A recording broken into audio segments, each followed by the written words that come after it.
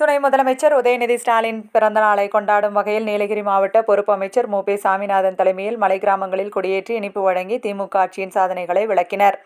உதகை தெற்கு ஒன்றியம் சார்பில் ஒன்றிய செயலாளர் பரமசிவம் தலைமையில் தமிழ்நாட்டின் துணை முதலமைச்சர் உதயநிதி ஸ்டாலின் அவர்களின் பிறந்த நாளை கொண்டாடும் வகையில் தேவர்சோலை, மஞ்சூர், மேல்குந்தா போன்ற பகுதிகளில் நீலகிரி மாவட்ட பொறுப்பு அமைச்சர் மு. சாமிநாதன், மாவட்ட செயலாளர் பாமு முபாரக், தமிழ்நாடு அரசு கொறடா கா. ராமச்சந்திரன் ஆகியோர் திமுக கொடியேற்றி பொதுமக்களுக்கு இனிப்பு வழங்கி நடைபெற்று வரும் திமுக ஆட்சியின் சாதனைகளை விளக்கினர்.